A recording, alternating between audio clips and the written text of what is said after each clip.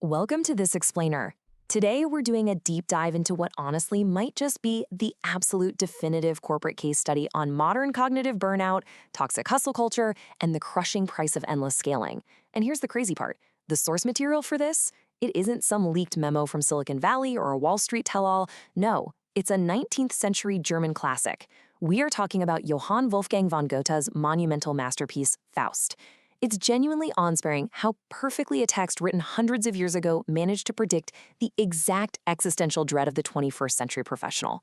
I mean, if you've ever felt the crushing weight of relentless optimization or wondered why hitting your goals never actually makes you happy, this explainer is going to completely rewire how you view your own ambition. Let's get right into it. So, here's the roadmap for today's executive briefing. We're going to map out the structural blueprint of hustle culture across 5 phases: the crisis of pure reason, the Faustian executive contract, the Gretchen operational disaster, the mechanics of chronic dissatisfaction, and we'll wrap up with the modern Faustian syndrome. All right, starting us off, Section 1, the crisis of pure reason. Before we audit the deal itself, we really have to establish the macro environment. Picture this. It's the turn of the 18th to the 19th century, and Western Europe is in this highly volatile era of systemic crisis. On one side of this massive intellectual conflict, you had the Enlightenment paradigm. This was the absolute, unshakable belief that empirical science, rational thought, and cold logic would systematically solve every human problem. It was basically the era's version of believing an algorithm can fix society, right? But then, following the unimaginable brutality of the French Revolution, plus the grim reality of early industrial manufacturing, people realized something absolutely terrifying. Cold, empirical logic fundamentally failed to fill the existential vacuum of the soul. People were mathematically secure, sure, but they were spiritually bankrupt. And this counterreaction birthed what's called the Sturm und Drang, or storm and stress movement. Think of them as a highly agile, rebel collective of young intellectuals who just completely disrupted the rigid roles. They championed individual genius, raw nature, and volatile emotional stress tests. They didn't just want to calculate the margins of life anymore. They desperately wanted to feel the extremes. And right at the center of this huge, seismic cultural shift was Goethe himself. Now, he didn't just write Faust in a single caffeine-fueled sprint, not at all. He managed this specific literary asset over a massive 60-year portfolio. He launched development in his passionate youth during the 1770s, moved right through the Weimar classicism synthesis era in the 1790s, where elite cultural strategists basically tried to balance wild romantic emotion with disciplined classical philosophy, and then he finally published Part 1 in 1808. This incredibly long operational runway means Faust doesn't just capture some fleeting trend. It perfectly mirrors decades of massive European market reconfigurations, shifting from feudalism to industrial modernity, all while tracking Goethe's own profound intellectual maturation. Moving right along to Section 2, the Faustian executive contract. The structuring of this legendary deal begins with a massive macro-hedging bet right in the heavenly boardroom. But to truly understand the stakes here, we have to look at the source material Goethe was working with. He basically takes a defunct medieval ledger, essentially a 16th century folktale about a greedy alchemist who trades his soul for some localized magical assets and a few extra years of youth, and he completely disrupts it. The original text was really just a basic compliance warning against intellectual pride, meant to scare folks into staying in their lane. But Goethe subverts this simplistic cautionary tale into a highly complex, staggeringly modern cosmic drama. His Faust isn't after raw, vulgar wealth or cheap magic tricks. Instead, he operates as the definitive archetype of the deeply anxious professional who is seeking profound market transcendence and ultimate meaning. Meet our target asset, Dr. Faust. He's essentially an aging executive experiencing severe, completely crippling cognitive burnout. He's locked up in his dark Gothic headquarters, deeply isolated, having successfully mastered all the fiscal-era data arrays available to him. I mean, we're talking philosophy, medicine, jurisprudence, and theology. The guy has the ultimate resume. But the crushing realization that hits him, sitting alone in his isolated office, Faust is on the absolute precipice of suicide. He realizes his immense analytical knowledge base cannot deliver systemic alignment with the cosmos. It can't provide any sustainable, joyful connection to nature or to other human beings. He's got all the data in the world, he is at the very top of the hierarchy, but he has zero fulfillment. He literally hasn't lived. So enter Mephistopheles, the adversary, and he offers a total asset renewal. But here is the absolute genius part, the condition of the contract. Faust doesn't just sell his soul on day one for a bag of gold. No. He only forfeits his equity at the exact microsecond he feels so entirely fulfilled by the present moment that he commands time to stop, saying to that moment, "Stay, thou art so beautiful." That is the catch. As long as Faust remains chronically unsatisfied, constantly striving, relentlessly scaling, and always looking for the next big thing, his soul remains completely secure. The devil is betting that infinite consumption will eventually lead to complacency, while Faust is betting that human ambition is entirely bottomless.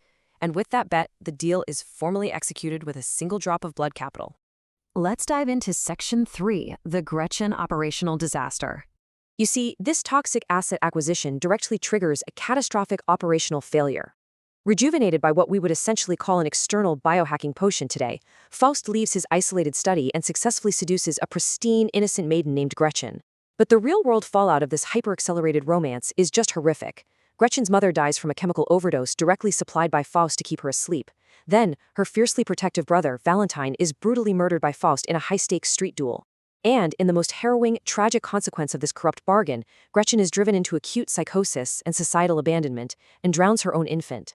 This devastating, entirely unacceptable loss of innocent life shatters her completely.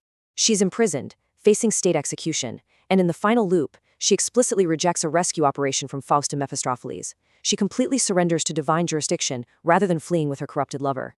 At the very last second, a celestial salvation data stream announces she is saved, marking the absolute triumph of spiritual grace over demonic optimization. Which brings us to Section 4, Mechanics of Chronic Dissatisfaction. To really grasp why this deal left such a massive trail of absolute destruction behind Faust, we need to audit the core drivers. The Faustian spirit has literally evolved into the definitive psychological logo of modern Western man. It is defined by an unquenchable, insatiable appetite for scaling, for relentless asset acquisition, and infinite experience. This concept essentially defines our complete structural inability to maintain systemic calm. Think about it. We find it almost impossible to endure contentment within traditional boundaries. We always need the next milestone, the next optimization, the next massive life upgrade. Faust's tragedy is that his immense drive for progress inherently requires trampling right over the delicate, traditional structures of human connection and peace. And this brilliantly illustrates the fascinating, totally paradoxical role of the adversary. Mephistopheles famously defines his operational parameters as the force that always plots evil, yet constantly engineers good. Well, what does that actually mean? Mephistopheles operates as a non-intentional catalyst. By aggressively trying to drag Faust into the mud of moral corruption and cheap thrills, he ironically forces the isolated, locked-away scholar to actually engage with real-world friction and active human life. Without the adversary's disruptive temptation, Faust simply rots away in his study, suffocating under his own untested theories. The devil brings chaos, absolutely. But that chaos inadvertently sparks the friction necessary for human evolution and momentum. Okay, moving to our final phase, Section 5, the modern Faustian syndrome. For our metaphorical Q4 review here, we must bridge this 19th century text to our 21st century hyper-performance economics. Because Goethe's framework is quite literally the source code for modern psychological and economic theory. His forensic tracking of mental dualism, that eternal struggle between profound ambition and ethical grounding, deeply anchored foundational frameworks for elite thinkers that came later, guys like Nietzsche, Marx, and Freud. The core premise here is intensely relevant to our daily lives right now. Macro development and structural progress inevitably require the systematic destruction of legacy systems. This is the whole concept of creative destruction. To build this shiny new future, you have to bulldoze the old neighborhoods, old values, and old ways of living. Faust's journey perfectly encapsulates the terrifying cost of tearing down the old world just to build a slightly faster one. Which brings us to a massive narrative pivot. And honestly, a highly critical question that we all have to answer for ourselves. Are we currently executing a global blood pact? Today, human capital experiences this exact Faustian neurosis on a massive, standardized scale across the entire globe. We might not be signing literal contracts in blood with demons, but the psychological mechanics of the deal, they are perfectly intact. Just consider the symptoms we experience daily. The chronic dissatisfaction systematically fueled by social media metrics, where no achievement ever feels like enough because someone else is always scaling faster. The relentless, exhausting drive for optimization, where we literally treat our own bodies and minds like software that constantly needs patching. The unbridled consumption of simulated experiences, just chasing virtual dopamine hits because reality somehow feels too slow. Our active willingness to sacrifice our mental health, personal time, and ethical compliance for corporate scaling, or desperately chasing artificial rejuvenation through modern biohacking. These behaviors aren't just passing modern trends. They are the literal daily re-execution of Goethe's exact bargain in our pursuit of infinite technological leverage. So, I want to leave you with a really provocative question to chew on long after this explainer is over. Have we scaled our external assets only to completely bankrupt our own existential equity? Are you actually holding out for a moment so incredibly beautiful that you can finally command time to stop and say, stay? Or are you just permanently trapped in a cycle of endless, blind acquisition? Take some real, uninterrupted time to reflect on the mechanics of your own chronic dissatisfaction. Stop chasing the next metric just long enough to realize exactly where you are right now.